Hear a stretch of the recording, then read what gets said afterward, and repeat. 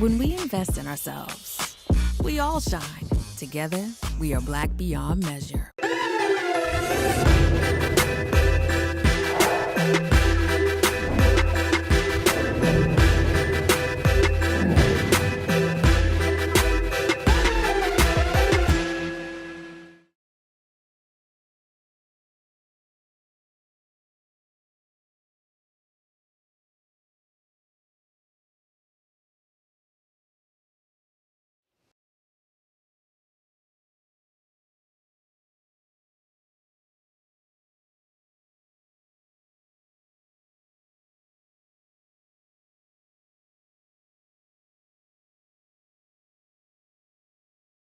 All right, so first of all, Sherri, before we started this here, let me tell you something. You used the cuss word at me that I got a problem with. You mentioned lima beans. You don't understand. You don't like lima beans? Sherri, let me try to be as clear and I'm gonna try to be as lima beans with beans.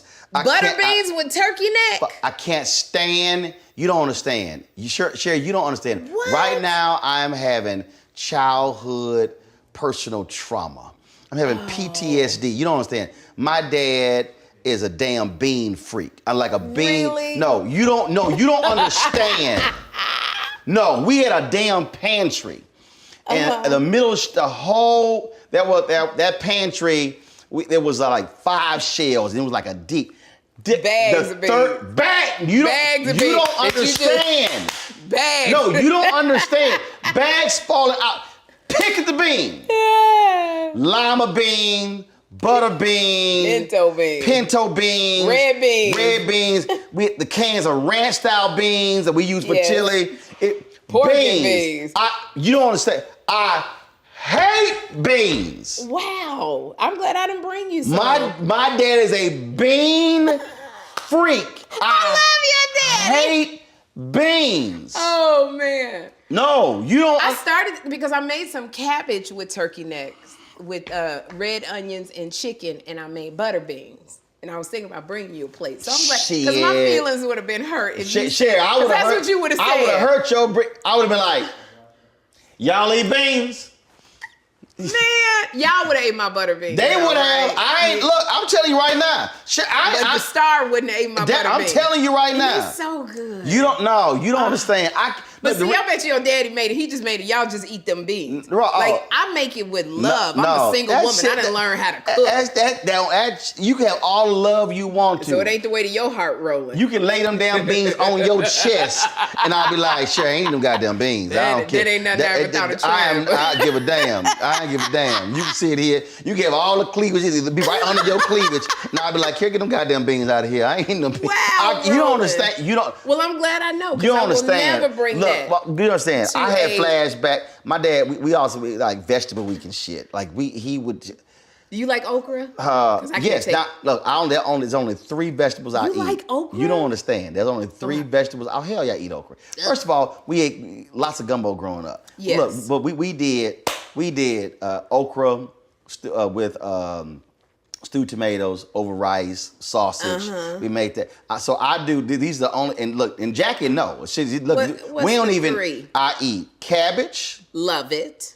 Okra. And I don't eat them soul food restaurant green beans. I eat. The ones that you got to pick and pull apart. I eat the green, right? And but you can only make that in damn olive oil. Where you feel like your name is Beulah. And garlic sauce. Pulling it apart. That's the only. I am not eating that. That's it. You can keep them. You can keep all them other damn. You like collard greens? No, hell no. You don't like collard hell greens? No. What's the turnip greens? Hell no. Okay, here's why. No, hell no. Don't come to me. We could have never been together. No, we could. Your ass is gonna eat this shit yourself.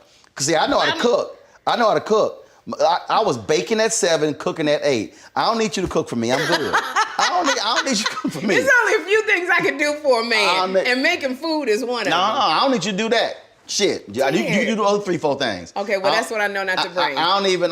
You understand? My dad, we would eat all these damn vegetables, and I was sitting there going, man, did he make her eat this shit? Well, I'm like, this dude and this squash and these. Okay, all them greens you mentioned. This is why I don't like those. Right. So Miss Elkins was our babysitter. Right. Okay, Miss Elkins. She lived on Fidelity Road. We lived in Clinton Park in Houston. They had all that. I hated the smell. Right now, I could be sitting in that back room, and the kitchen was right here, and the sink was over here, and they had one of them like a small dining table with two vinyl chairs over here, and I could see them damn greens in that sink. And the smell, I could smell right now. No, that's chitlins. No, it wasn't chitlins. No, you don't understand. They had all, I'm telling you. They was soaking the greens. Here, I can right now see them sitting in the sink.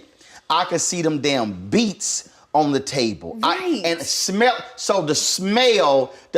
You don't So for me, if I ain't with the smell, it will not be eaten. And I could not stand the smell of all them greens and the beets. And I used to sit there and I'd be like this here. Oh, they're coming all the... Those are the memories growing up for me in Chicago. I can't. I don't eat peanut butter. I hate the smell of peanut butter. Damn peanut butter and jelly. We good. Roland, what is wrong with you? I can't stay. This is just staple food. No. You like chitlins? Hell no. Okay, all right, we agree on that thing. My mama's mom was making some chitlins. I walked to the house. I said, "Oh!" I ran. Yes. Yes. I ran. No, you don't understand. I ran out of the house to the street. My dad came like, "What?" I said, "The fuck." Wait, how old was you? 7? No, I was in the funk. The funk. It was the funk. I was like, yo. I hate. We wasn't allowed to run out. If we even did that, we would get a whooping. No. I remember chitlins being little, and every year they would take it out of that big old tub, and it would sit there for seemed like 2 days. And I remember it was all gray, and they used all that hot sauce. I would go, it stinks. And then when I realized it was dead intestines, I'm like, why are we eating this? No. I can't do chitlins to this day. No, hell no. You know, it's a delicacy. They used to sell it at Bloomingdale's over in New York. You could buy chitlins. They stupid. They would ship them out. They stupid. That's what I said. That's never. Dumb. So I am very, okay. So Henry says I'm particular. Yes, you are. With food. No, you picky. No, I'm not picky. I'm specific. All right, well. It's like I hate cold food.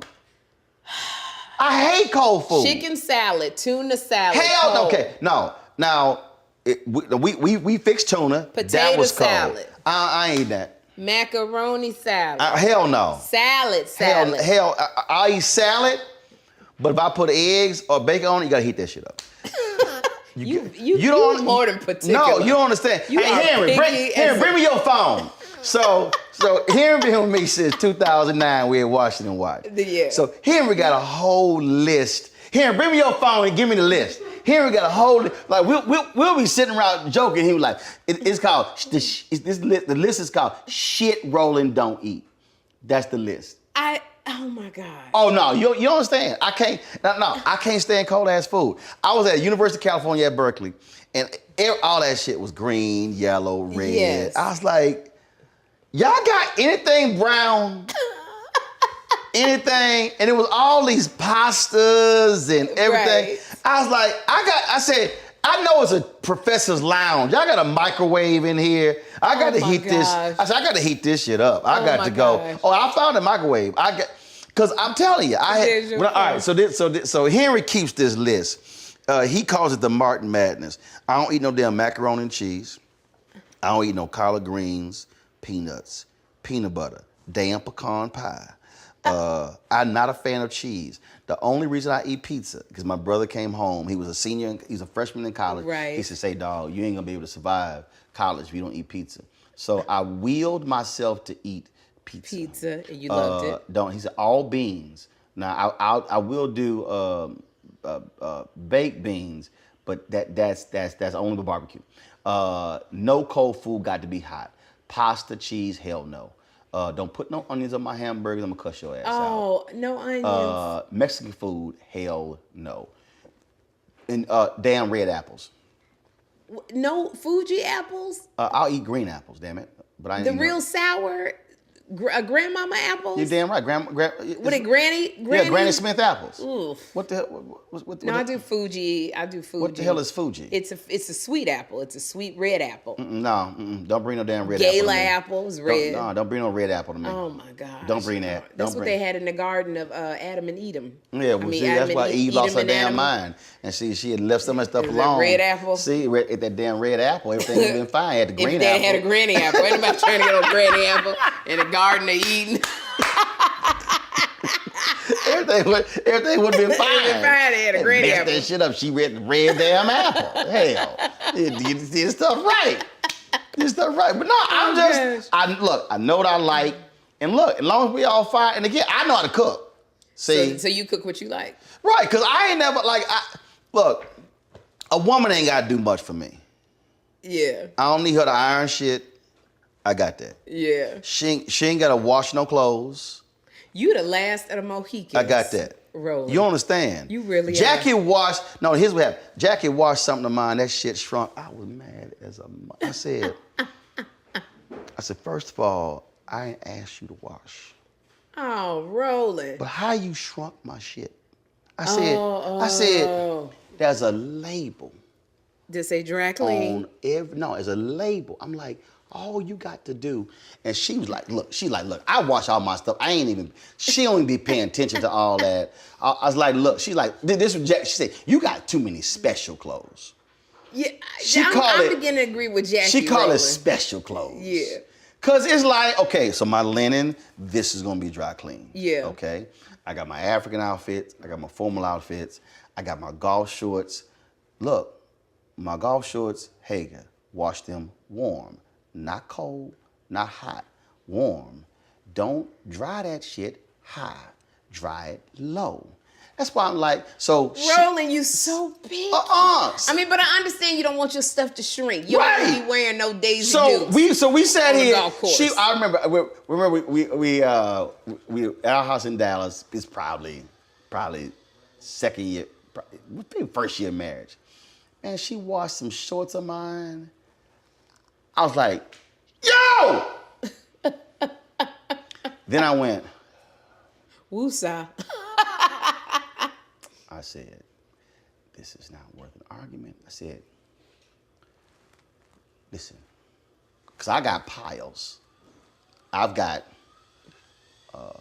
whites, Yeah. warm. Yeah. Whites, Yeah. cold. I've got mid colors, gold is warm. I've got dark, cold, warm. I said, if you feel a need, if you have this urge for some reason to wash my stuff, I just want you to pick up one item in that specific pile and look at that label, and whatever is on that label, that pile is how they need to be washed. And then your stuff never got washed again. Huh? No, I said, and if you don't want, so Jackie ain't washed my clothes. Well, I wouldn't either with all those requirements. But it's fine though, cause here's the deal though. Yeah. She washed her stuff. You wash your stuff. I wash my stuff. You the most self-sufficient husband I Everybody ever good. Like she. Before I came out here, she's like, you done washing? So I can do my wash. She said, no, you ain't done washing. I don't want to get in your way because you about to leave out of town. She's like, I can have my washing. You're going to be gone 10 days.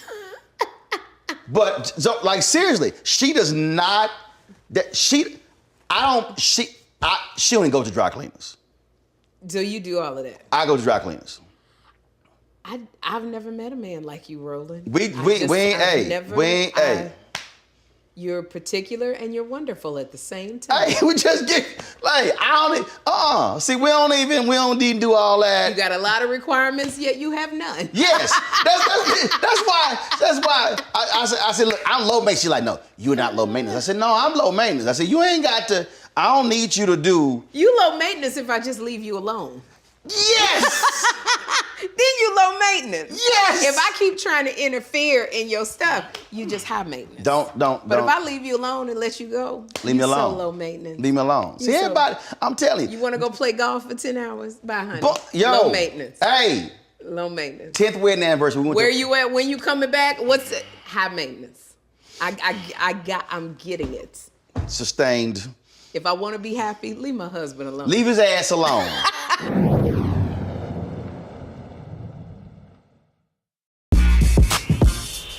When we invest in ourselves, our glow, our vision, our vibe, we all shine.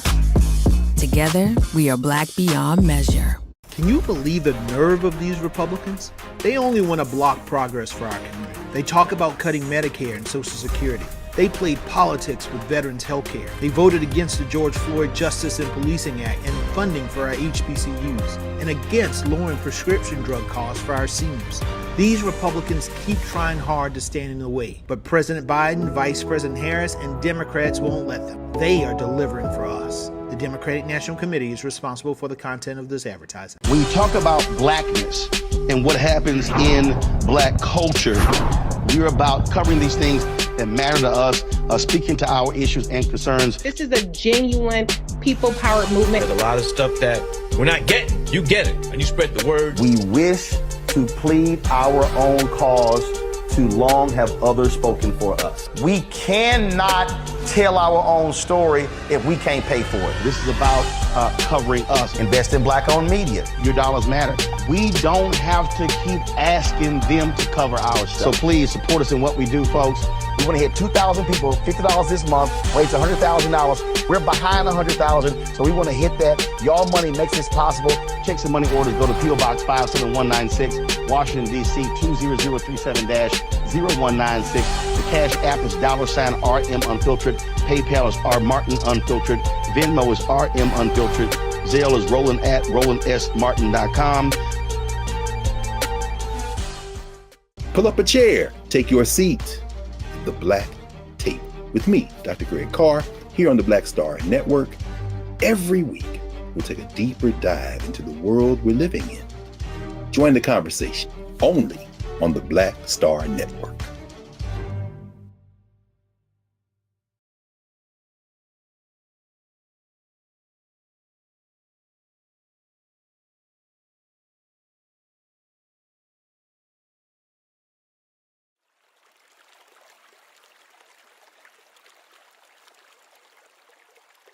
Maybe first year marriage. phone ring. I'm like, yeah, what's up? She's like, hey, I want to go get this. All right, why you calling me? She's like, what you thought? Well, I was like, is the house note paid? She's like, yeah. I said, lights paid? She says, yeah. I said, is the car note paid? So all the bills paid. Why you calling me? Roland. No. You understand? She paid the bills. I'm like, why you calling me? I said, go on. I don't even, no, seriously, I cannot tell you, this is true story. I cannot tell you right now how much money is in my personal bank account. Because his wife handles it. She pays everything. Now I know how much is my business account. Right. Matter of fact, if I pull up all my accounts are on one, because we're all the same bank. I don't even look at the personal account. Right. That's you and her. Right. It's 6 of them. Yeah. There are 4 business and then 2. I don't even look like literally. My eyes don't even go to that line. I can't. All I know is when I go to the grocery store, the card better work. That's all. That's the only requirement I got. What is your love language? What do you mean? You know, they have the 5 love languages. They have. Yeah, I read the book. So what is your love language? Let me do what the shit I do. That's the 6. That's the 6 love language. That's number 1. Oh my God. Number 1 is leave my ass alone. No, I'm telling you, I think people complicate this thing. Well, Roland, look, you've been married a long time, so you know 20 years. You know better than me. I was married 6 years the first time. Right. Got divorced, married 20 years. And I'm telling you, I really look, my parents. My parents been married 54 years. Okay. Was that how it was? No, ain't how they were. No, they totally different. They totally different. Okay. And I'm just a firm. I'm telling you, I think people. Here's the deal. I think most people don't know who they are. Yes, I agree. So they've never done a self-assessment. Who am I? Yeah. Really no. I'm talking about that really deep, personal, hardcore. Like, what makes me an introvert? What makes me an extrovert? Why am I like this with food over clothes? Why do I like to do this? Why do I laugh? Why am I quiet? Why am I big personality? Why am I inquisitive? Why, like all of this stuff that's hard. And so then, because typically I always say we go through this when we have a traumatic experience. So lose a loved one, near-death experience, divorce, we lose a job, and all sort of stuff. Then we do that.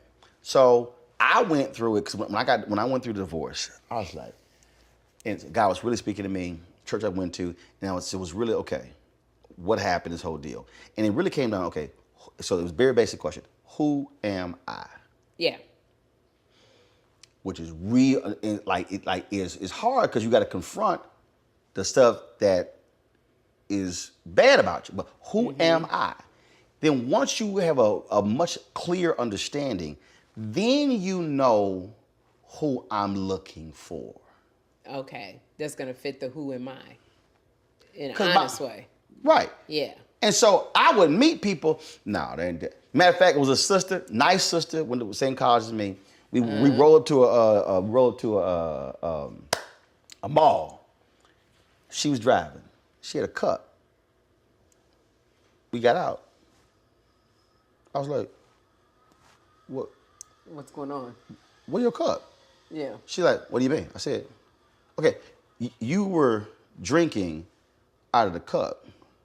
Where the cup?" She went, "Oh, I set it outside the car." I said, "Oh, you just sat the cup and the straw in the parking lot." I said, "Go and get that cup." I was like, "We ain't about to walk." I said, "It's a trash can right there. Your ass just set it in the parking lot for no reason when it's a trash can." I said, "No, I said, "Go and get that cup." I said, "We not about to walk in this mall and you just littering and stuff like." I hate litter. I can't stand people who just. As I'm telling you. And when we were talking, and I was kind of like. You know, when you said that, that's funny because she left the cup. I remember being on a date and we went to Bob's Big Boy, which should have been a red flag right there. But we was at Bob's Big Boy and we finished and he had a plate of pie and he said, "Can I have a doggy bag?" I'm thinking, okay. He take the whole plate and he put the plate The plate in the thing, and I said, you can't take the plate. And he goes, why not? And literally, I was like, because that's stealing. He was like, it's not stealing. They write that off every year. They know people gonna take the plate. And I remember sitting there going, we're arguing back and forth about him taking. He said, I take the hotel towels. And I said, but I can see the toiletry, but not all. He said, no, I take all the towels. And he said, they write it off. I don't see what the problem is, and I don't see why you get mad at me because I'm taking the plate. See, right. And I remember thinking, note to self, I can't get with a man who take plates from the restaurants. Yeah. So you don't like littering? No, I'm just saying, but that's, okay, somebody might say, Sherri, why are you tripping on the plate? No, that's it. You like, that bothered the hell out of me. I literally said, I was like, no, hell no. And then later, like, we were talking, and so she talked about when her previous boyfriend, she's like, oh, after they had sex, they were just like, she like, no, I don't like cuddling, she said, I would just go to my side of the bed, he would go to my side of the bed. And I was like, yeah, we ain't gonna be together. Yeah, that would be hard. Because that ain't me. Yeah. My whole deal is I ain't got a problem hugging. I ain't got a problem. You like touch. Right. I got the touch. Because I grew up. You may not like lima beans. You ain't got, you damn right. You damn right. Look, because I saw my grandfather slap my grandmother on her ass. She laughs at this. I saw my dad doing the same thing. No, my mama's 74. I smacked my mama on her ass. Wait a minute. Did you say you smack your mother on her ass? I do. I come on. What up, woman? And what she do? She like, boy, I do. I can never see Jeffrey coming to go, what up, mama, smacking me on my booty. You know, and it'd be even more weird because I'm a single woman. I'm not lying. Really, they ain't never heard that in my life. What up, mama? No. I go, what up, woman? I call a woman. At what age did you start slapping your mama? I've been slapping my mama her butt about 30, 40 years. Oh my God. I'm serious. Roland. I do. I actually do like it because they're so emotionally connected. I do. I be walking by. What up, woman? But it ain't like I'm a kiss her on the forehead. I'm a hug my mama. No, I know what I do. If I'll kiss her. What up, woman? And you, here's the thing, your face go back to being a little boy. What up? That's what I do. I'm serious. I've been doing that for years. And it's crazy, and it's so funny. Hold up, all my nieces, hey girl. I love that. And it's just because so I saw my grandfather do it. I saw my dad do it. Like, they'll be sitting there watching TV. They be sitting like holding hands and stuff. Yeah. So I can't. So again, that's one of those things that if you meet somebody and they're like, that ain't them. Yeah. We ain't going out again. Because you mentioned the love language. That's gonna be a problem. Yeah. But do you think people could change though? No. So because that's something that's not a characteristic. No. Well, you know what it actually is. If you leaving your cup on the ground, you taking a plate, it is part characteristic. Right, no, that's, and the cup on the ground, fine, you know what, you can work on that. But that, I roll my side of the bed, he roll his side of the bed, no, that's gonna be a problem, I'm telling you. That's why I look at it, I say, what are pillars? Like, what are like just these unmovable things? Right. That, no, we can't compromise on that. That's one of them. And it's just, and I'm telling you, when I talk to a lot of people who've had divorces or bad relationships, it's because they never ever said, no, these are pillars. And it's just, I'm serious. Well, yeah, I think it also goes back to we're not being very honest with what we like. Especially being a woman, you just like, I want to be, I want to be married. No, I'm so real. You're not honest about I'm real stuff. honest. Yeah. No, I'm over honest. No, I'm like, could you be so honest with yourself when you walking down the aisle and you go, I don't know if I can do this. That would never happen. Because you wouldn't get that far. I would have we wouldn't even got to the engagement. We would not have even gotten to the 6 month of dating. No, it was just because, again, I'm telling you, if I was this one, she was like, baby, how you doing? Do you miss me? This shit ain't gonna, no, this ain't gonna work. This ain't gonna work. Oh. No, because it was, baby. You don't like that needy. Oh, do you miss me? No, her ass can't stay. No, this ain't gonna. It just was too, it was too much. It was gonna drive my ass crazy. Cause it's, no, No. Because you knew it wasn't going to be one time. It was going to drive. It's keep going. going to drive my ass crazy. Now, see, somebody else. See, for me, I don't mind a man going, did you miss me today? Did you think about me? And I go, yes, I did. That ain't I don't mind. Talking. Roland's gonna be doing romantic talking. Roland gonna be doing But see, my love language is words. That's my point. Of affirmation and words. So I love talking. That's my point. Yeah. So when you know you, and you know your love language, now you know when you meet somebody, oh, that ain't gonna work. See, we ain't even gotta go down, because here's what people do. They compromise on it. Well, maybe. Right. No. I said pillars. There are things that you say, no, I need that. There's no way I could be with a woman who does not like hugging and being affectionate. Yes. Would not. And apparently slapped on the ass. What on? Oh, no, you got to slap on the ass. Or is that only reserved for your mama? No, Jackie would get mad. They be like, why you hit me? I was like, you gonna get smacked on the ass. I'm just letting you know. Like, but you got hit so hard. Yes, you got to hear it. You got to hear it. Oh, gosh. Oh, that's a sore Jackie booty. turn around, she be like, I'm gonna hit you. I was like, don't hit me, I don't care. I'm like, you gonna get smacked on the ass. If you gonna be here, oh, gosh, you get smacked on the ass. You getting smacked on the ass. I don't care. You know what I'm gonna do to Jackie when I see her? I'm gonna go, what up? And she gonna be like, your ass been sitting at the top of the road. Oh, gosh. Oh, no, she know. Oh, shoot. I'm gonna smack on the ass. Gosh. I don't care. Yeah. She don't like it. Guess what? Oh, you man. get smacked on the ass. I think I like the honesty. I think that women, we are into. A lot of women say, "Well, we can change. We can." And now being here after 2 divorces, I go, "You can't change." No, anybody. You are who you are. You are who you are. Yeah. And it's like, and that's fine. Yeah.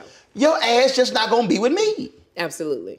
And it's okay that they go and I before. Younger, I was like, no, we gotta be together 24/7. We gotta wear a red t-shirt that say, I'm his, he mine. Oh, hell no! I got that's that Pete and repeat shit. That's what growing up, I don't know where the phrase the Bopsy twins came from, but that's the phrase where you look like the Bopsy twins. Yes. I don't know what the Bopsy twins You gotta is. have like the hell no. stuff no, on. do you understand? There have been numerous times she's gotten dressed, I've gotten dressed, and we walk out and get no conversation. Ain't like I looked at her outfit, same color. Shit, I'm changing. We ain't, no. Not even the same color scheme. We ain't changing. No, hell no. Goodness. We ain't changing. No. I said we change it. I'm like, either you about to change or I'm about to change. But we ain't wearing the same colors. So cute. No, we are not. I ain't with the t-shirts no more. I used to think that I saw a couple, and I'll never forget, you remember how, like, when you say you're young and something stuck in your mind? I remember being one time at Great America 6 Flags, and there was a white couple in front, and he had his hand down in her shorts, and she had her hands down in his booty. And I thought that, in my 20s, that's what I want to do with my guy. I want to put my hands down in his shorts. Now I'm fine and I with want that. his hands in my... I'm fine with that. Now I don't want your hand down in my butt. I'm fine with that. I mean, I ain't got a problem with that. I mean, that's... I ain't gonna dismiss that. I'm cool. Cause sometimes you got might be a stiff wind that day. You got to hold on. That's why I couldn't be with a flat ass woman. I mean, you got to be able. Something got to be cuffed. Something got to be. There has to be a hook to. Can you believe the nerve of these Republicans? They only want to block progress for our community. They talk about cutting Medicare and Social Security. They played politics with veterans' health care. They voted against the George Floyd Justice and Policing Act and funding for our HBCUs, and against lowering prescription drug costs for our seniors. These Republicans keep trying hard to stand in the way, but President Biden, Vice President Harris, and Democrats won't let them. They are delivering for us. The Democratic National Committee is responsible for the content of this advertising. When we invest in ourselves, we're investing in what's next for all of us. Growing, creating, making moves that move us all forward. Together, we are Black beyond measure. Into the bin over the window seats. These are the only bins that will accommodate larger overboard.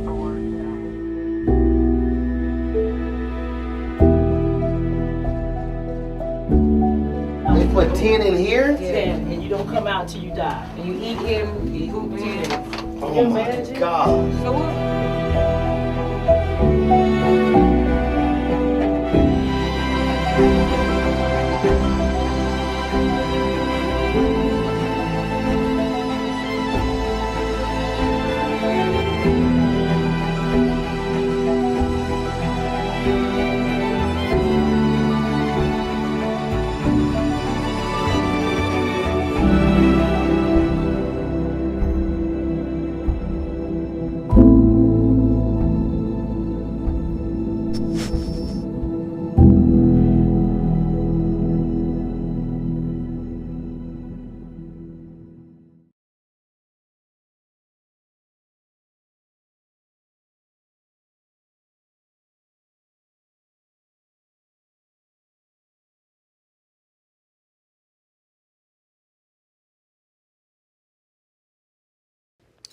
When my first wife said she wanted to get divorced, it was the same day I joined my church. I was kind of like, yeah, okay, this over. And so that was like March. That was like March of '99. I only been in Houston a month. She wanted to get divorced. Fine, okay, a month. So I'm going to my disciples training class. I was one of the folks, you know, when the time for walk down the aisle, decision counselor. Yes. I was one of them. So all of a sudden, I hear, Mr. Martin, I need to speak to you. I turn around, I was like, oh shit. Her ass won't. Because a couple weeks earlier, I come to church. She said a little late. I disagree. First of all, preacher ain't started preaching yet. I was on time. Okay. So rest of that stuff, that's preliminary. That's like going to a football game. And oh, you mean all of the worship, the whole worship? Yeah, that's like warming up before the game. That's you entering in the presence. No. I'm in the presence when he stand up and she stand up about to preach. So I roll up there, and so it was a woman named Jackie who I grew up with when I was Catholic, and so they were standing next to each other. So Jackie, let me introduce you to Reverend Jackie Hood. She says, I said, man, let me go over here and get me a seat. She's like, well, if you got here on time, you would have had a seat. That's what Reverend Jackie Hood Jackie said. And I went, yeah, okay, whatever. And see, I was like, whatever. And see, you gotta understand, like we had this like large church. I don't sit in the back. No matter what time I get there. Yeah. If there's a seat that's open on the front row, you want it. Roland walking his ass to the front row. So you walking by, and the usher be like, right here. I'd be like,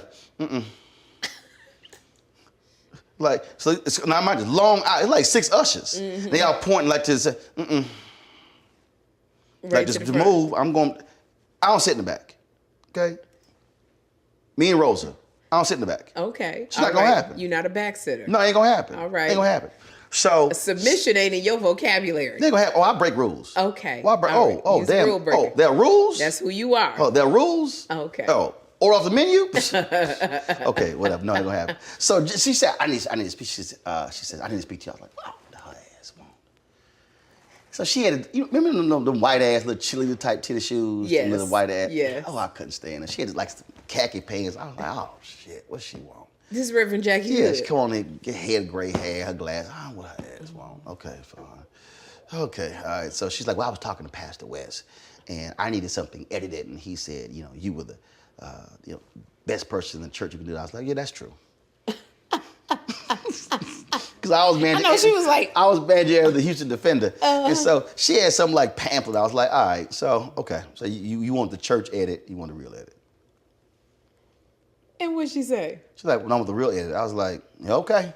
So I pulled my red pen out, I marked that shit. I had the blood of Jesus on that pamphlet of hers. I did extra editing. I mean, I was like, switch this, change this font size too wrong, move this photo, change. I was like, okay, there you go.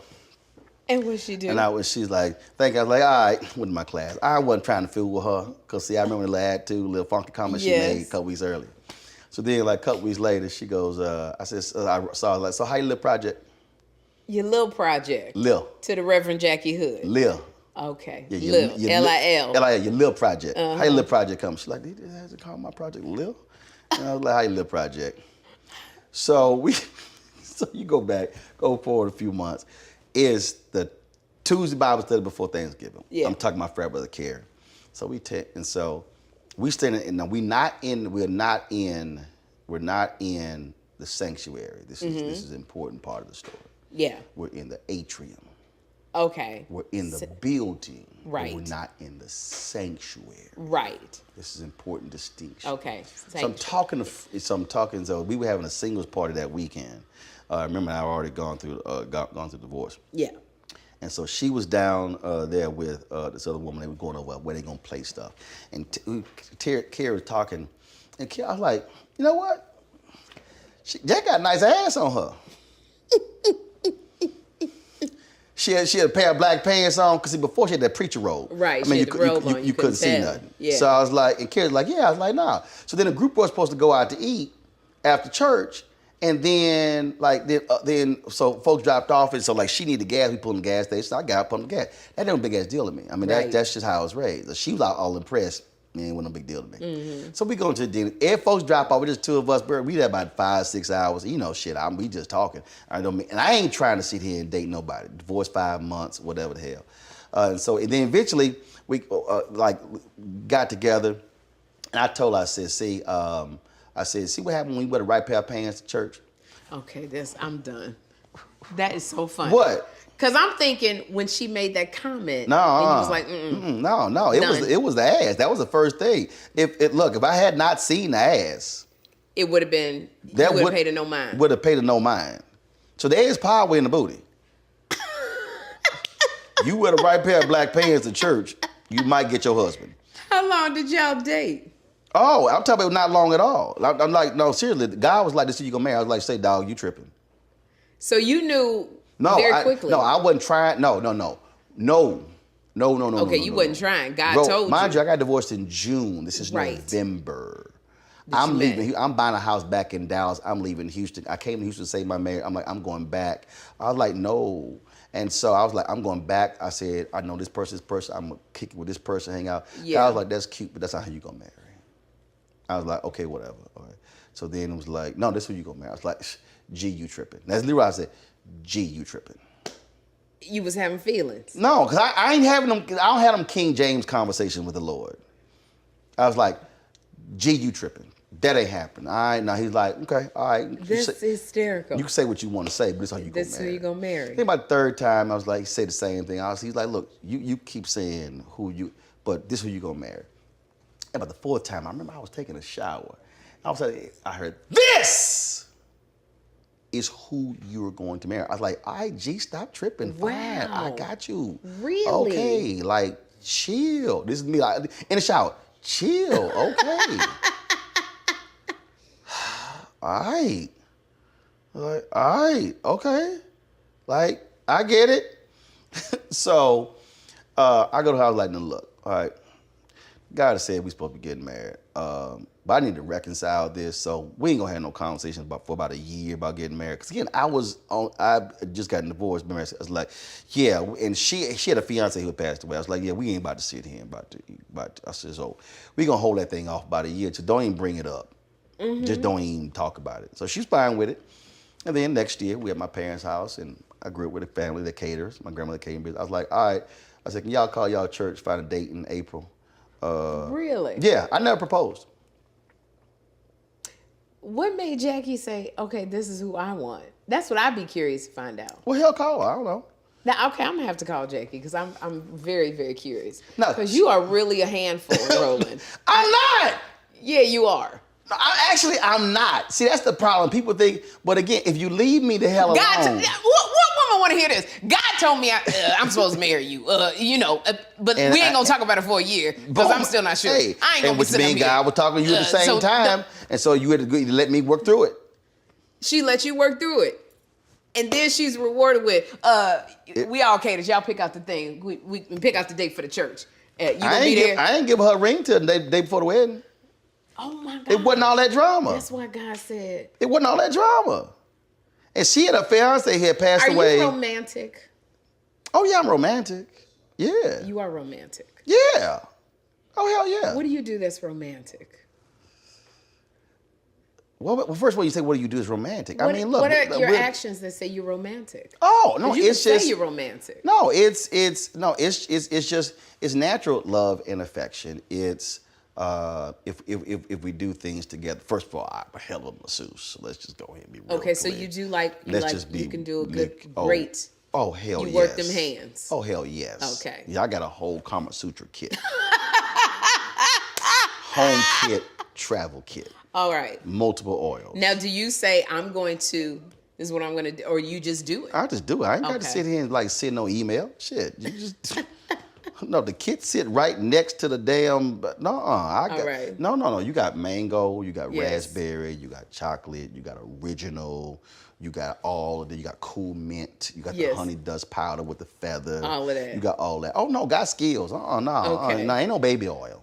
Oh, okay. Yeah, you get what to get on. Ain't no baby oil. Yeah. No. It's the full. Then they got a Kama Sutra travel kit. I did not know. It's like a little box, little small bottle. You can put that in your toiletries kit. So boom, when you hit the road, boom, you're good. Okay, I didn't know this. Yeah, absolutely. Maybe I'll put it in my, that little treasure chest for when I do get married. That's all I'm saying. It'll be already there. That's all I'm saying. So no, I am. But I'm telling you, I go back to where people screw up is they don't understand who is this person? Right. But before that, who am I? When we invest in ourselves, we all shine. Together, we are Black beyond measure. Hatred on the streets, a horrific scene, a white nationalist rally that descended into deadly violence. White people are losing their damn minds. As an angry pro-Trump mob storms the U.S. Capitol, we're about to see the rise of what I call white minority resistance. We have seen white folks in this country who simply cannot tolerate black folks voting. I think what we're seeing is the inevitable result of violent denial. This is part of American history. Every time that people of color have made progress, whether real or symbolic, there has been what Carol Anderson at Emory University calls white rage as a backlash. This is the rise of the Proud Boys and the Boogaloo Boys. America, there's going to be more of this. Here's all the Proud Boys, guys. This country is getting increasingly racist in its behaviors and its attitudes because of the fear of white people. The fear that they're taking our jobs, they're taking our resources, they're taking our women. This is white fear.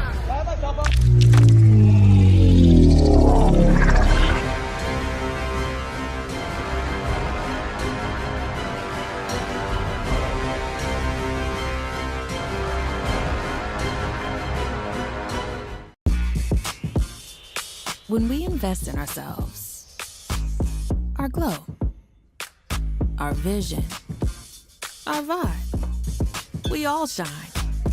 Together, we are Black beyond measure.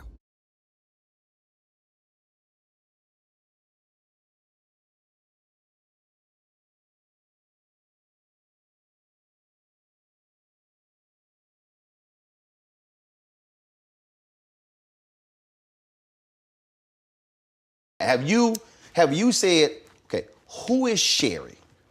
This is who I am. I really feel like I have. After the second divorce, I feel like I went and really went deep into therapy to go, who is Sherri? What makes me tick? Mm-hmm. What makes me smile? What makes me cry? Who is Sherri? Mm-hmm. I think I've come to a good... And it's painful.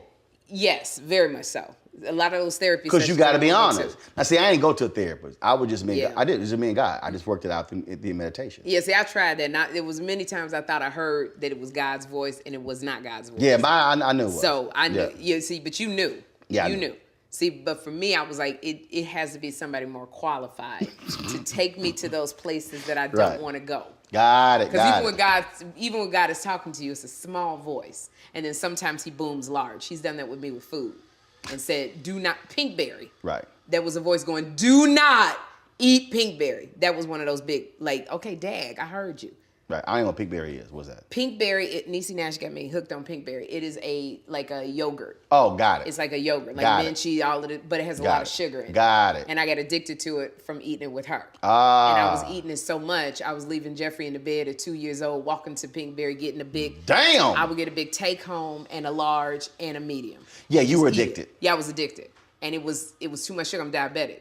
So it was something that was killing me. And he said, no more pinkberry. And you were like, all right, God. Yeah, like, Dad, like, okay. Chill, all right, I got you. Okay, I got it. But that's how but in relationships, I could never hear, it was never that. So went to therapy. You couldn't hear it because I didn't want to listen. You didn't want to listen. I didn't want to listen. See, that's... He don't fail you with the voice. It's whether you listen or not. And I made it so that I thought I heard him say, "Go, my child. I bless you in this union. Walk forth." Yep. Yeah, there was a whole conversation. So someone asked me and they said, "Okay, so how did you marry the first person and how did it not work?" I said, "Easy." I said, because what we don't do, and actually this would be one of my after my book White Fear comes out, I'm gonna be doing this book here. Yeah. I said it's called The Four Most Powerful Words in the World, Thy Will Be Done. What happens is we pray for stuff, but we don't put at the end, if it's in your will. Yeah. That's what we don't do.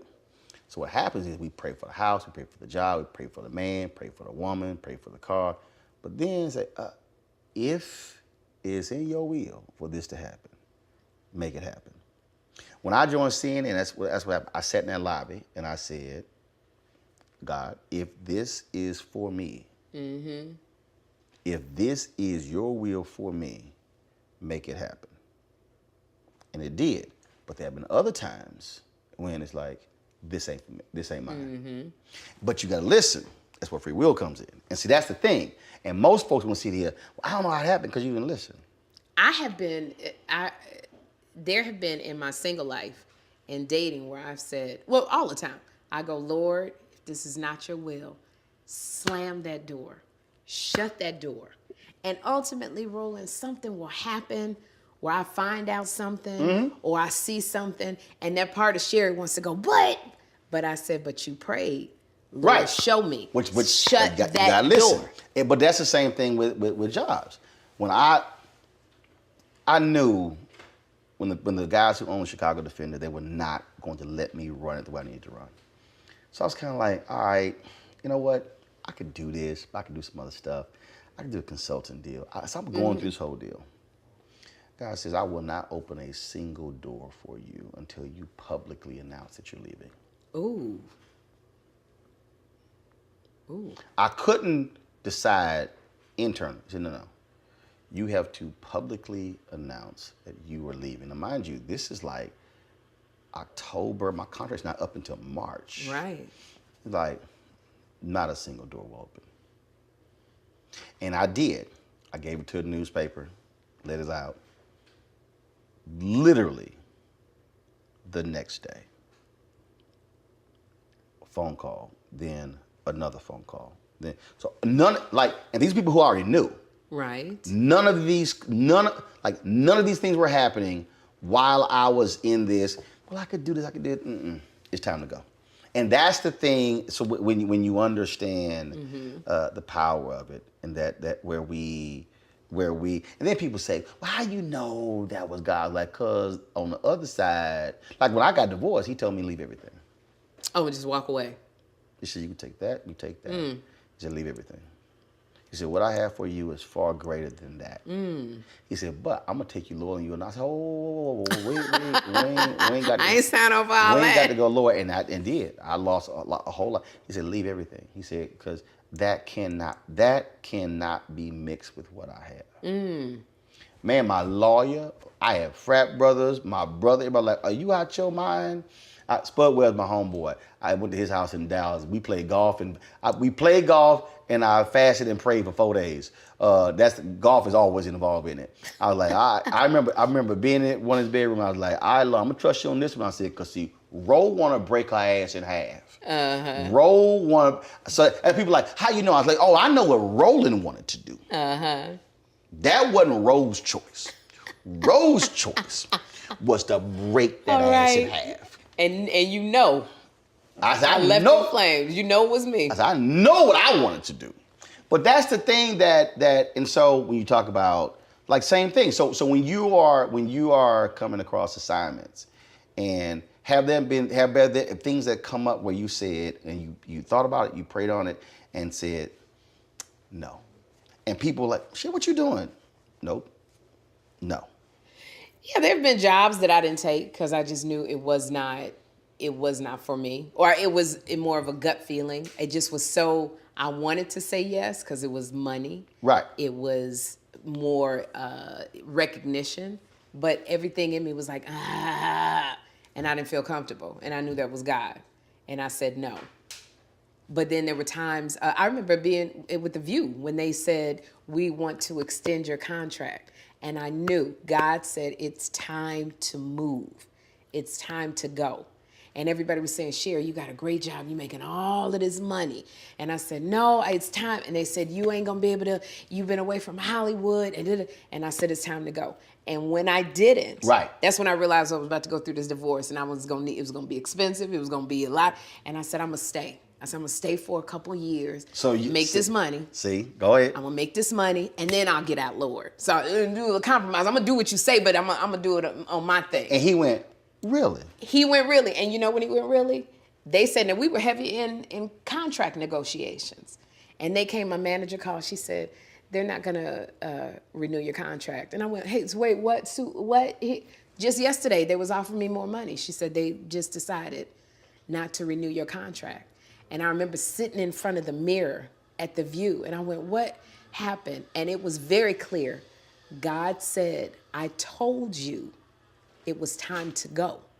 So if I got to push you out, and I remember I was very calm. I was looking in the mirror just like this, while I could hear this voice inside my head going, I told you it was time to go. You gonna go. Right. Like, oh. And I said, but Lord, I got this going on and that going on. And I could just hear laughter. Like, what you think, I just got here yesterday? Like, really? Didn't nobody tell me, Sherri, what is the angel? Who is the angel that's supposed to have put the note? And he said, do you trust me? And I said, not really, just a little bit. This is just all I need. And that's also being honest though. And that's all, I mean, when I said, he said, gonna take you lower. You get divorced, June 99. Go back to Dallas, buy a house, promise job, get there, dude who offered the job, not returning phone calls. Wow. Like I literally bought a new house in December. Wow, and said I'm here. And I'm like, what the hell? I'm like, your punk ass ain't returning phone calls? And to this day when I see his ass. Wow. I'm like, deuces, don't even come near me. And so here I am, scrambling. God's already said, this is who you're gonna marry. New house, no stable income. Walked away from managing editor job with the Houston Defender because that's not why I was there. Growth 2000, I'm trying to grab any freelance opportunity, sitting here, and like, I don't even have, I don't even have money to put blinds or curtains up. Because literally, I bought the house in December. And I get there and like no job, like not returning phone calls, nothing. Wow. Like I don't even exist. And I remember when so I go through 6 months, like it was around June, early July. He starts writing all this stuff down. This is what you're gonna be doing. So then I'm like, all right, I'm ready to go. He's like, no, I got to move some people in place. All these things will not happen at the same time. And then literally I get a call to produce an election special for a cable network. It was $10,000 a month. Yo, that was like, that was it. And I'm in LA, Democratic National Convention. Night Al Gore accepts his nomination president, appendix ruptures. In the hospital 5 days. While I'm in the hospital, Forerunner, which lease was up, but I was still driving, they get it from the airport. I sent a colleague to go get the Forerunner to take it to my house. She gets there, she's like, can't find it. And I'm sitting there, so no vehicle, hospital 5 days, no health insurance. Oh. And then, so I remember when we're back and forth, she was in Houston, but I had her SUV. I'm about to drive it to Houston, transmission goes out. And so now I gotta get home. And so one day a check came in, it's probably about $200. And I was like, yo, I gotta deposit this check. Cause I'm like, keep lights on. Called several friends of mine, nobody was available to take me to the bank. So I had to walk to the bank. Now this is Texas, it's August. Oh my goodness. It's hot. Yes. And you talking about, I'm walking 6-7 miles one way. So now it's 14 miles. I get home, Sherri, my legs are throbbing. I'm talking about throbbing. Oh. And I get in the house, I said, look, I ain't mad at you, but I'm pissed off right now. I'm like hot, like, you know how we qualify. I ain't mad at you. I'm pissed off right now. And this is exactly what I hear. I said I will supply your needs. I was like, look, I heard you. But the transmission out, nobody was there available. And he said, do your legs work? And I was like, yeah. He said, like I said, I will supply your needs. See, that's that kind of answer you just want to go and curse and be like, that's such a low, right? That's such a low, right? Oh my God! That's exactly how I was like. Oh, so you got jokes? Oh like, my God! You tripping, huh? Oh my gosh! So I will supply your need. Your legs worked. Your legs worked. He said, that's that frustration. Be like, Lord, yes. I just.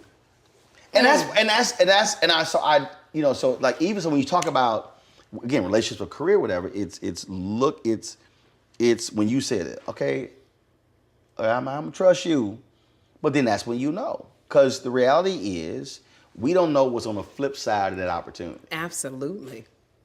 Because we've been there where you did it and it did not turn out well, and you're like, what the hell was I thinking? He's like, because you weren't listening. Because you weren't listening. Like, you gonna listen now? And it's so interesting because I've seen where I didn't listen and where it got me. I've seen where I listened. And that thing of leaving the view and him going, apparently I got to push you out, changed my whole world. Everything that I thought would never happen, happened and more. See? So much so. So when people say, do you ever want to go back? Do you regret? No, because it changed everything.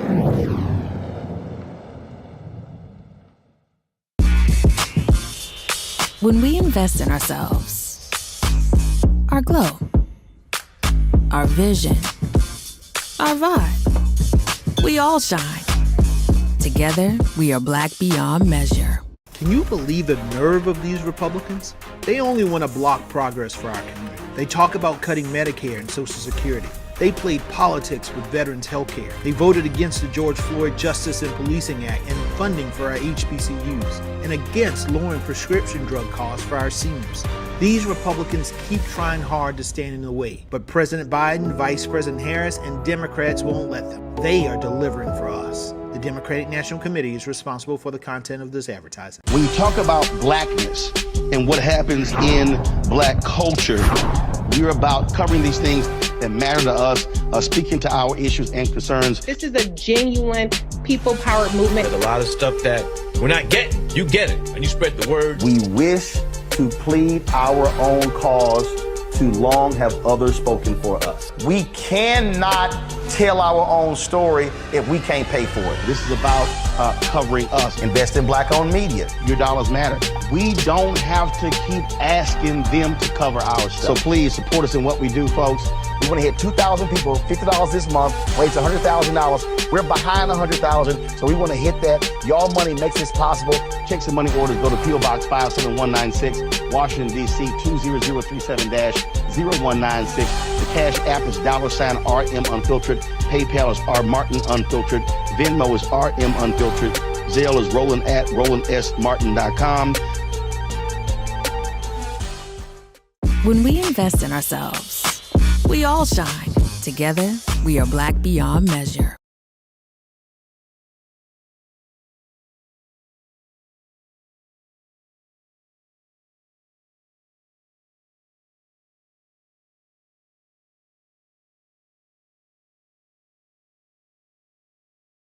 The generation before us, they didn't have a lot, and we were conditioned. Look, you get you a nice job. You got a good job. Hey, and treating you well. My people say work for the government. You never get fired. Like, don't mess that thing up. That's literally how we as African Americans have been conditioned. Yeah. And then when you bounce, folks like, the hell is wrong with you? Yeah. When I left, when TV One ended my show, 8 months left of my contract, they offered me a new deal. I told my agents I'm not gonna take it. Mm-hmm. And he's like, bro, it's easy money. He said, they probably not gonna do another show. They gonna pay you that $27,500 direct deposit every month and you ain't gotta go in. I said, no, because the contract stipulates that because the black-owned company own other stuff, I can't do anything that targets African Americans. I said, the election's in 2020, 3-year contract. If I'm under contract, I said, I will not have any way to have a voice during the election. I said, I can't do that. Yeah. I said, Tom Joyner retires in 2019. This is 2020. I said, I cannot do that. And I said, it does not matter what you negotiate. I will not sign the deal. Yeah. And they were like, we're in the meeting and they keep saying, we're gonna keep you whole, whatever. I said, no, but what am I doing? Yeah. No, what are we doing? I said, show what's the concept, what's the budget, what's the plan? I said, no, you have ideas. Those are not concrete. And it kept coming back, and finally, in the middle of the meeting, I go, stop talking about money. I said, money is the last thing I ever negotiate. I said, money is the last thing. I said, it's everything else that I'm doing. Right. I said, you can't answer any of that. The number don't matter. And now this was, and again, and the only other check that I had was the Joyner Show, where I had started at $250,000 a year, and it was down to 48 when they kept cutting everybody. They kept cutting everybody. Down to 48. Wow.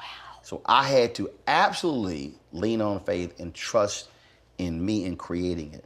And that's the thing that, and people are like, man, what are you doing? Yes. What are you? And I said, but because you don't understand. That's leaving that easy, because again, you're sitting there going, look, that was $330,000. That's $330,000.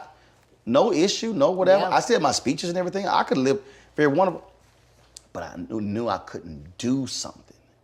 And I would have gone crazy not being able to create, Absolutely. to produce, to do something. Yeah.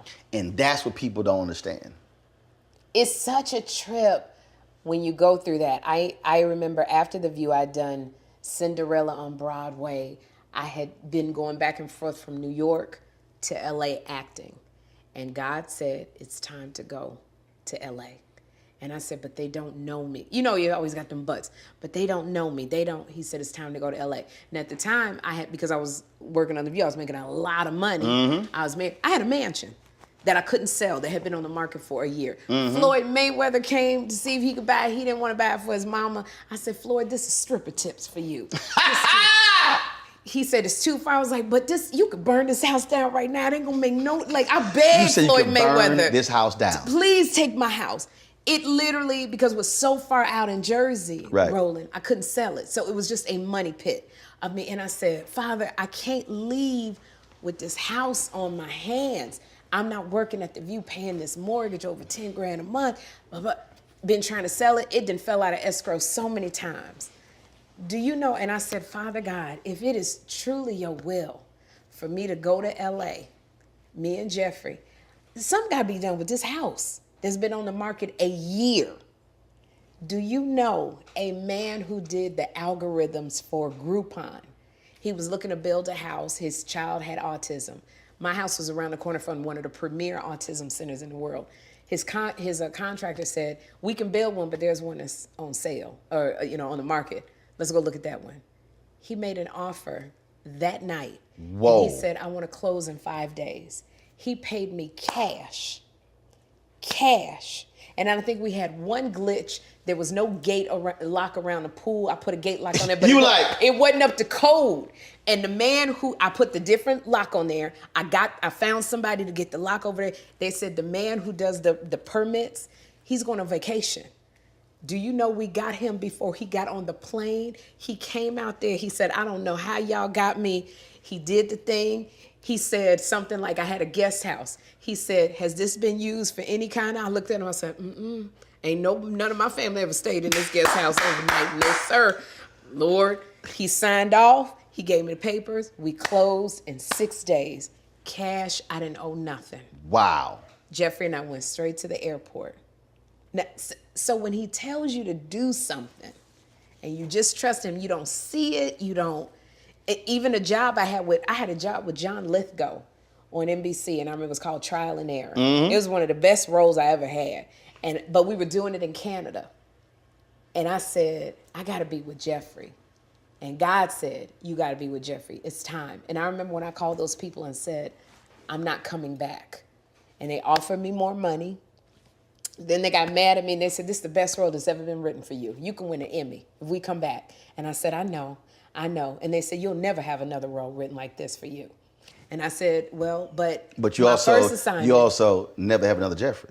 I'll never have another Jeffrey. I said, creatively, yes, but my first assignment is Jeffrey. And I'm out here in Canada, only coming home on the weekends. I can't do it. Right. And everything, all my friends said, Sherri, you're walking away from this, you're working with it. And I said, but I just got to trust because he said, go. And do you know, I left. Everybody else signed an extension. Show ended up not coming back. They got knocked out of pilot season because they signed an extension with this show. I got a letter 2 weeks later. I saw Gabriel Iglesias somewhere. I got a letter going, Gabriel saw you. We got a show. He wants you to play the principal in this show. Roland, it was right around the corner. 8 minutes to get there. I could drop Jeffrey off. 8 minutes to get to the thing. And then God said it's time to leave that. I left after our second season. I told Gabriel, I said, now God said it's time for me to get my name on the show.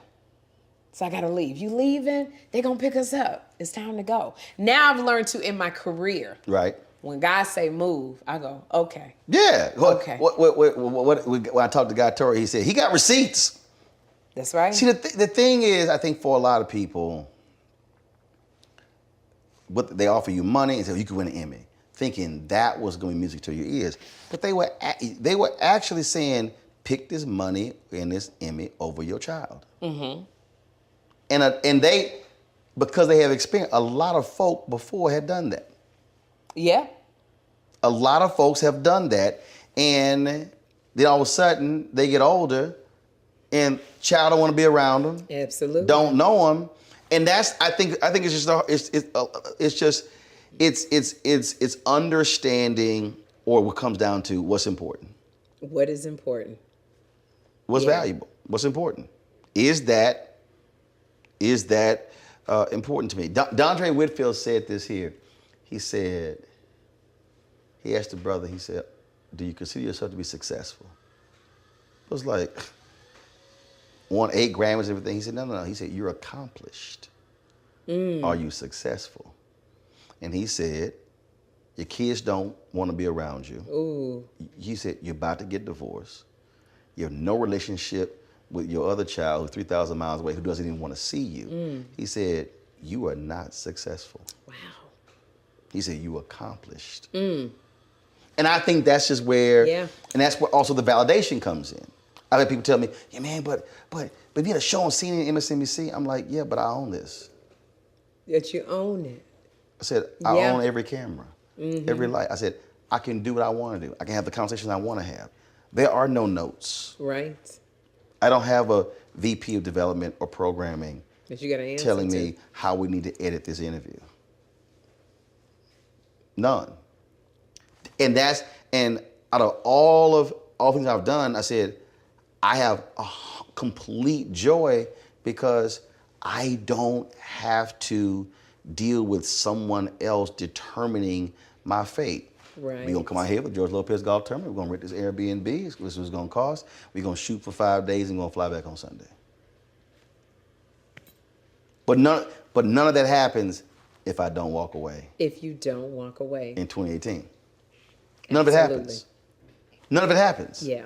And that's, I think, so you apply that to jobs, you apply that to relationships, you apply it to everything. But I think women, Roland, we have a hard time applying that type of faith to relationships. Oh, absolutely. There's something that we can apply it to our jobs, our careers, school, kids, but that thing of relationships, even in the little things. I was on a dating site and I put my age. I'm 54. Right. Am I 53 or 54? And everybody said, well, you wasn't 54? Oh, that's too old. People ain't gonna go past 45. And I said, or they'd be like, yeah, don't do it. Don't you tell anybody your age. Don't. And I said, but at some point, I gotta have faith. Right. The guy said there's that one. We're not gonna care about the age. Yeah, I know, but There you go. But I think we have a hard, because that fear sets in. Yes. Fear is a big thing. But see, I look at a different fear. Yeah. A fear of not listening. Yeah. See, that's a greater fear. When my first wife said she wanted a divorce, I was sitting there. It was. I'm like, wow, how did we arrive at this point? When in fact, the reality is, I actually had called it 3 years earlier. I said, if these things occur, this way I could be. Literally, I said, if these things happen. And so, remember, I forced a conversation, and she finally said, I don't believe in being equally yoked. And literally was like, ooh. I said, that's it. But then what was interesting, I kept, it's like what you said when you changed the prayer. I was praying, God, save the marriage. I changed it. I never forget. I was on the second floor upstairs, I was watching television. And I said, God, open my eyes to see and open my ears to hear what you want me to see and hear. Wow. Literally, within 10 seconds, the front door opens and she come in the house bitching about some Christmas lights that was sitting on the side of the doorstep and why I hadn't put them up. And I was like, wow, God, that was real quick. Wow. It was something that was it's Christmas lights that the gardener had taken down or whatever. But it was like DEFCON 5. And I was, this is, I come downstairs and I'm standing there in the front door and I'm going, I ain't saying nothing. But it's like, you are losing your mind over some Christmas. Are these lights worth this level of yelling and argument? No. They just some lights that can get picked up and thrown in a box. But, and I'm talking, it was within, I'm talking about literally, door opens, open my eyes, and going off. I was like, man, that was quick. and that was the deal. And I think, so what happens is that's why I go back to the whole, that will be done. Is this for me? Versus that. And for a lot of people, that's just what messes them up. Because I think what we want, especially in relationships. Yeah. Remember I said I knew exactly what I needed, so there were wants and needs. I think the problem is we actually create our list of wants. Exactly. But we don't go back, no, what do I need? Remember I said the pillar. Need? No, this is what I need. Yeah. If take away the house, take away the job, take away the cars, what do I need? What do I need? See, he can be looking good, but what happens if he gets burned? He can be tall and handsome. What happens if he gets paralyzed? Yeah. See, we go through, and I think that's what messes people up, because they don't want to confront. No, you've chosen all of these. I actually hit some brothers and sisters with this with him. I said, we were at this conference, and they were talking about how their mother and father and their relationships, they would go on and on and on and on. So the next day we had a part, I said, we were talking about their list. I said, brothers, could your mama make your list? Ooh. Sisters, could your daddy make your list? Ooh. Slayed the room. Silence. Because it forced them to say, y'all got all this other stuff. Your daddy, who you talked about, special, whatever, your daddy couldn't make your list. Maybe something wrong with your list. Yeah. And that's the thing. So absolutely, as we get older, I think also we look up, there's a bunch of bullshit I was focused on. Because it is. You know, it's so funny because I think we as women, we're afraid to say, give me what I need, or if it's your will, sometimes because what we want is this, and we're afraid that you're gonna go, that's not what I'm gonna give you. Right.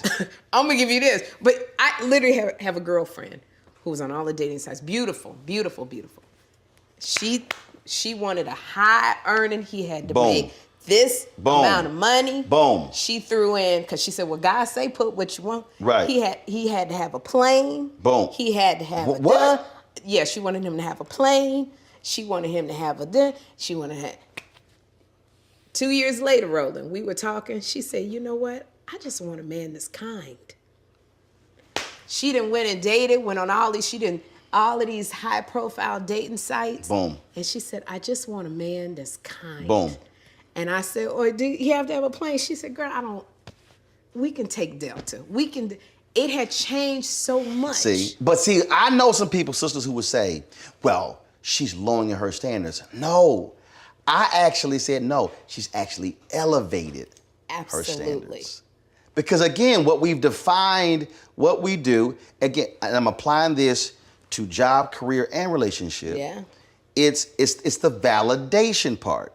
It's, I want this person to have all of this and look like this to see what they gonna say. Yes. So just like the job. God told me, man, when you gonna get you a real show? That's why I'm on TV one show. I said, I'm on TV 2 hours a day, 5 days a week. No. He said, no, I know you're TV one show. He said, but I mean a real show. Like CNN or MSNBC. I said, well, you do know we shoot my show in NBC News Channel.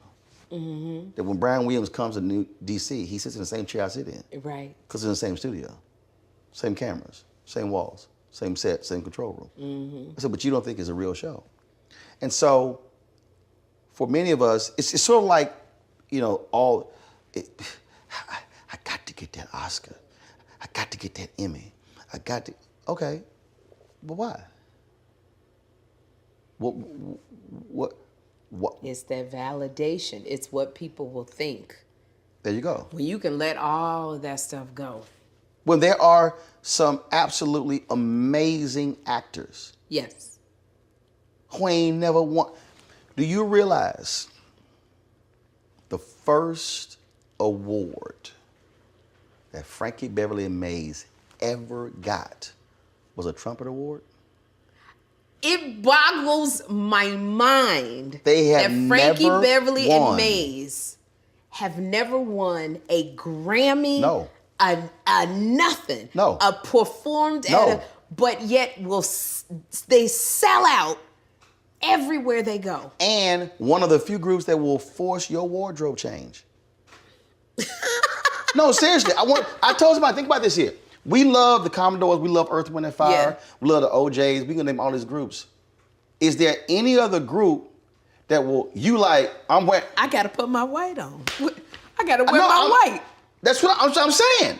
What I'm saying is, but the thing is, for years, I'm talking about for years, I was hitting this thing. I would see Deborah Lee, I'm like, when y'all go on? I said, and I told Deborah, Deborah, do you understand? They've never won an award. She's like, are you serious? I was like, no, they never won an award.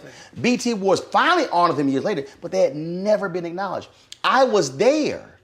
I was one of the presenters. Oh, wow. They got the Trumpet Award. It was the first award they had ever received. But you can recite every daggone Frankie Beverly and Mays That's song. What I'm saying. So if Frankie Beverly and Mays defined their career by the awards versus the love and the adoration of their fan base. When I interviewed Frankie, he started crying just talking about the whole concept that I put together this special was, this is a basic question, what is it about Frankie Beverly and Mays that we love? So I had all these different people answering that question. And when we did the special, he saw it, and he said, man, my girl, he said, my woman Pam Moore, who's TV anchor in San Francisco, she made dinner, she invited me over. He said, we sat down and watched it. He said, man, she had to stop it a few minutes in. He said, because I was just crying. Wow. Because it was they were talking about what the music means. And so it was all these different definitions of it. But that's the same thing. They've never won a Do you know that's one of my deal breakers? If you don't know 3 songs that Frankie Beverly Mays then made, we can't be together. If you ain't been to one Frankie Beverly Mays concert, if I say, that's just one of my things, if we're dating and I go, I want to go, you better be listening. Right. I love Frankie Beverly Mays. That better be in there. Then I'm taking Sherri to see Frankie Beverly Mays. And you better have on your white linen. You better. That's what I'm saying. But it is. When we invest in ourselves, we all shine. Together, we are black beyond measure. Can you believe the nerve of these Republicans? They only want to block progress for our community. They talk about cutting Medicare and Social Security. They played politics with veterans' health care. They voted against the George Floyd Justice and Policing Act and funding for our HBCUs, and against lowering prescription drug costs for our seniors. These Republicans keep trying hard to stand in the way, but President Biden, Vice President Harris, and Democrats won't let them. They are delivering for us. The Democratic National Committee is responsible for the content of this advertising. When you talk about blackness and what happens in black culture, we're about covering these things that matter to us, speaking to our issues and concerns. This is a genuine people-powered movement. There's a lot of stuff that we're not getting. You get it, and you spread the word. We wish to plead our own cause. Too long have others spoken for us. We cannot tell our own story if we can't pay for it. This is about covering us. Invest in black-owned media. Your dollars matter. We don't have to keep asking them to cover our stuff. So please support us in what we do, folks. We want to hit 2,000 people, $50 this month, raise $100,000. We're behind 100,000, so we want to hit that. Y'all money makes this possible. Checks and money orders go to P.O. Box 57196, Washington, D.C. 20037-0196. The Cash App is $RM Unfiltered. PayPal is R Martin Unfiltered. Venmo is RM Unfiltered. Zelle is Roland at RolandSMartin.com.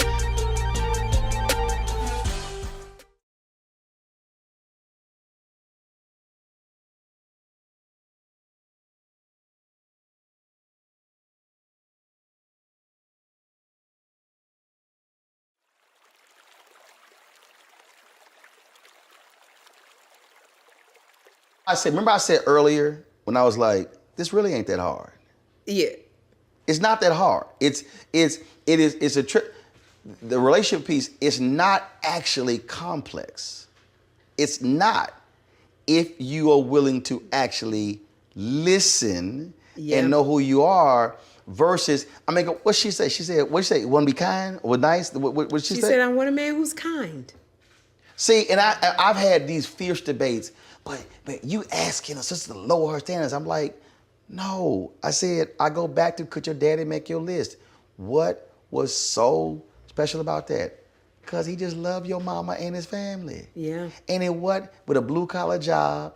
Look, my parents ain't never made more than $50,000 combined in their life. 54 years in June. 54 years. Wow. Okay, ups and downs, but you can't argue with 54 years. Mm-hmm. And that's the thing that I tell folks, you can accrue all that stuff, but then what you got? Because at the end of the day, you can't you can't take it with you. Mm-hmm. And guess what?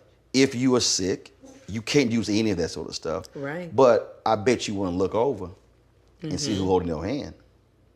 Yeah, what are those core qualities? Who rubbing your forehead? Yes. Who's massaging your feet? Who got that Kama Sutra travel kit? Oh! That's all I'm saying. That's really how basic it is. That's how basic it is. It ain't that complicated. You having fun? Oh, I'm having so much fun. It's really, and listening to you really about relationships.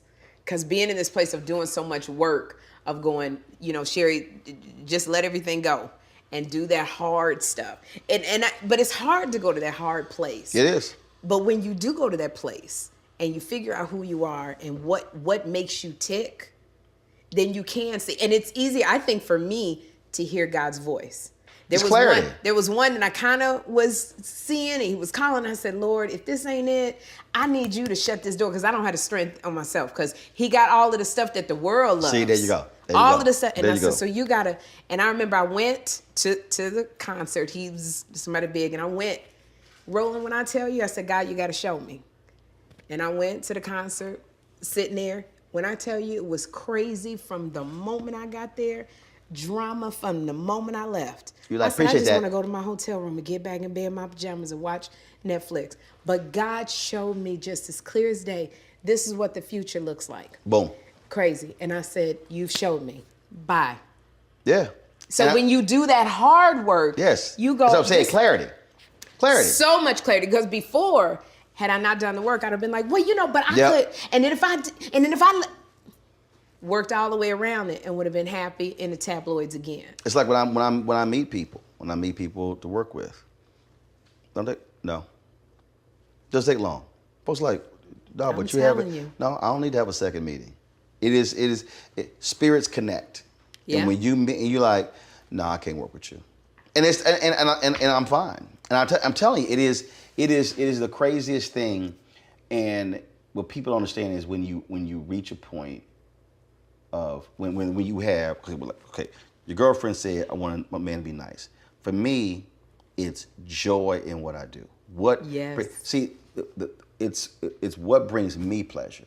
It's like, yo, man, so we'll go, man, that interview looked great. I love that, the camera movement, I love that. Oh, you know what? Next time we're gonna bring those other lights. I want the other softer lights, whatever. That's sort of what's how I'm feeling and what was driving. So I don't need that award. Mm-hmm. I don't need you. But when the fan base are like, man, I love that conversation. I love this. Somebody retweeted the other day an interview that I did with Issa Rae 5 years ago, and I texted her and she said, I love that clip keeps getting the play. People it'll just pop up. And just like out of the blue, come and watch. And that's the thing. So it's just, and it's joy. And people, they're like, I don't understand why you like, but you used to be on CNN. I was like, yeah, it was a trip. I was at CNN 6 years, but I've been gone 8 years. What, has it been 8 years? 8 years. Wow. 8 years. And I'm like, I'm good. And I'm telling you, it's. I'm sure you still get it. Oh, I wish you were on The View. Mm-hmm, all the time. And not understanding. And they don't get it when I go, no, I'm not. I'm good. Right. Yeah. And they think, oh, you just saying that. It's like, no. Really, I'm good. Mm-hmm. Good. Because again, their expectations, I think, are different. I got to ask you this here. You, in terms of doing what you do, being in comedy, has it changed for women, or is it still a male-driven, dominated genre? It's changed a little bit, but I think if you come to see me at most of the comedy clubs I do in LA, it might be me and another woman and 10 male comics. Sometimes I'm the only one on the bill. If you come see me at the Laugh Factory Friday, I think I'm the only one on the bill. I think there's a lot of things that are still the same. I think we still have a big fight. Females, I love seeing more females in the game, and I love how more females are making their way other than the traditional stand-up. You got the Jess Hilariouses, the B. Simones, who are using the internet and social media to make their pathway with comedy. I love watching women do sketches on Instagram and TikTok. So I think we've had to go through the back door and through the window, because it still is very hard, Roland, to get spots at these comedy clubs being a woman. It still is very hard to get the respect. I always tell women when they get in the game, don't sleep with none of the comics. Be funny. Right. Be funny. Because now it's going to take you 10 years to get your reputation back, and then you're going to be distracted. Be funny. And I know I have to work 4 times as hard to get the respect of David Arnold. David Arnold, every time he sees me, I do comedy clubs, 4 comedy clubs, 3 nights a week. The Improv, the Laugh Factory, the Comedy Store, and I would end with the Comedy Union and see David Arnold. And that's how I get the respect, because he sees me out there grinding and working. I don't think males have to do it as much as hard as I have to do it. Right. So I think, no, we still have a long way to go, but I'm loving the women that are coming in. I'm loving that women are coming in and don't have to downplay who they are on the stage. Because it used to be, if you was too cute on stage, when Angela Means, who was in Friday, had a hard time. Right. Because she came out, she was so pretty, so the women didn't like her. Now women are owning who they are. They're owning their sexuality, and I like that. I like seeing it. So I asked every singer this. I asked Yes. every comedian this. This is the last question for you. If you had to do a comedic versus, and it's microphone, who would you love to go toe-to-toe with? Who would bring out, who would bring out the best in Sherri? Who would you be like, oh yeah, I'm about to take your ass out? Who would that be, male or female? Wow. I think I'm going to be realistic. I could not go up against a Lunel, who is one of my bestest friends, or Monique. I think for me, because I have a lot of joy in my stand-up, it probably would be Kim Whitley. Like, we could go toe-to-toe on stage. I think her and I, and we go into it. I would love to go up, and for me to say against, because I have such respect for these women, I would love to be on that stage with Lonnie Love. Yeah, I see the reason I asked everybody that question, because from a singing standpoint, it's a challenge. It's Wayne Brady said, I would love to go up against Jamie Foxx. And I would love to see that. It absolutely would bring out that thing in Wayne of stuff that he never even realized that he had, or stuff from his archives that he would bring up, as with Jamie. Right. I've seen both of them numerous and that's what I'm times. talking about. So that's why I always have that question, because it's like, yo, who would you, and because who brings out that competitive juices to say, oh yeah, no, I got to be ready for this one. They gonna force me to bring my absolute best. The A game. I say if it was somebody who was gonna force me to bring my absolute, to take out joy and happiness. I'm talking about it's like if you like, yo, if I had to they the shit. I wanna let's go. I would love to go up against Monique. I think Monique is the shit.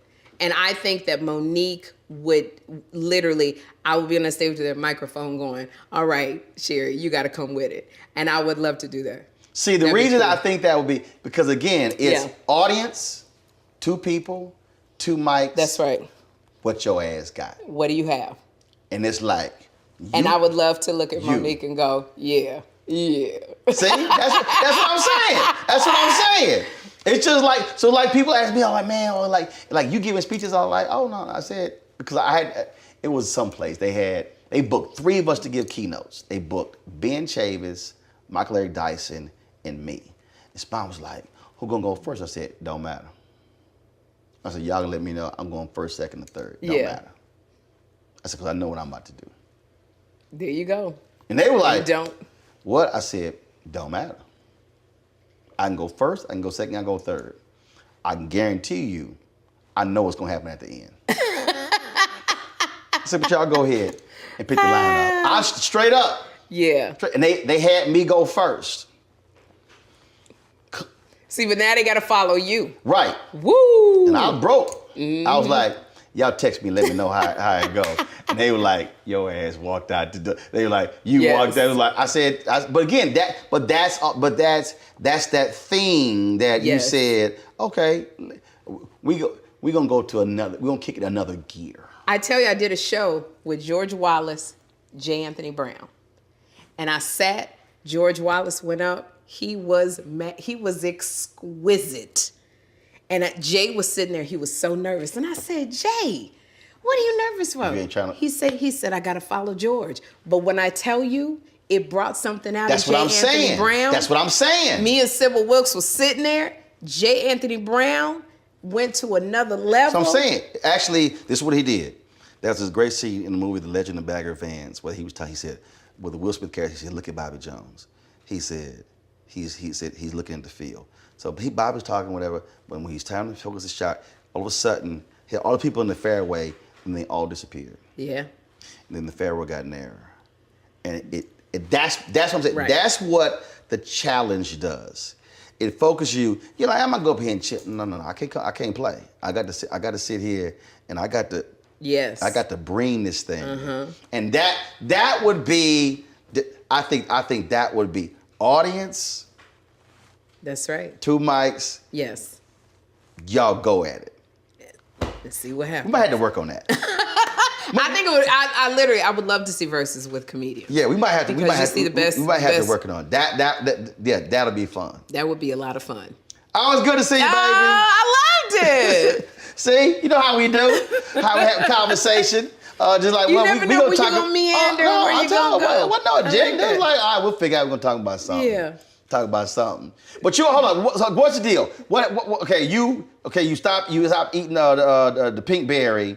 I've been looking at all your Instagram posts and everything and showing your little body and now you done went back deep in the closet, pulled some shit out you had that I ain't never worn. Right. Oh my God. All the stuff that you bought that you had. That I've been having for years. I think this thing may still have a tag in the back of it. Stuff that I done had. I'm telling you, look, intermittent fasting, keto. I gave up dairy. I had no sugar 3 years. No soda. It's been 9 years. No soda. Wow. Pork, very limited amounts. But it's all the stuff that I know I just don't need. Right. Because what it has, and this is another thing that God said. When Jeffrey said, Mommy, if you die, who's going to be my bodyguard? Because I'm type 2 diabetic. And God specifically said to me, that is not my will for you. My will is for you to be alive and healthy with this boy who has special needs. And he said, so that's not my will. So what are you going to do? You have the choice. And that was a choice that I made. And it has now he's 16. He don't want to be with me all the time. But I have the energy for him. Right. I have the clarity of mind. Because when you have a teenager, it's a whole different mindset. So you got your nieces, and if dealing with a teenager, it's a whole different mindset. Yeah. It's more, it ain't I'm going to bop you in the mouth. It's more, you got to be 2 steps ahead of them. So it has changed my life. The perk is being able to wear leggings and a tight bodysuit. That's what the perk is. That's a nice one. But what I need is my health for this boy who needs me still. And he's 16. So we got a good decade. I need to be here. So with good health. So you like pink deuces. Deuces. I'm telling you, it's not working for me right now. All right. Well, there you go. You. Working your thing, got a little black leather. And I like being able to say I'm 54 and people go, what? There you go. See, now in putting that dating site, they were like, oh. There you go. Absolutely. And see, again, just like Jackie, you got the right pair of black pants. I got the right pair of black pants. I don't know if you can do a cup, but you can do a pop. It's a quick pop, but it bounces back. Real tight.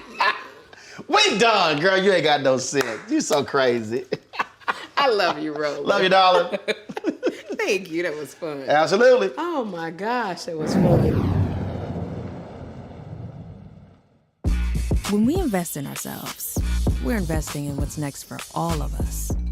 Growing, creating, making moves that move us all forward. Together, we are Black beyond measure. Can you believe the nerve of these Republicans? They only want to block progress for our community. They talk about cutting Medicare and Social Security. They played politics with veterans' health care. They voted against the George Floyd Justice and Policing Act and funding for our HBCUs, and against lowering prescription drug costs for our seniors.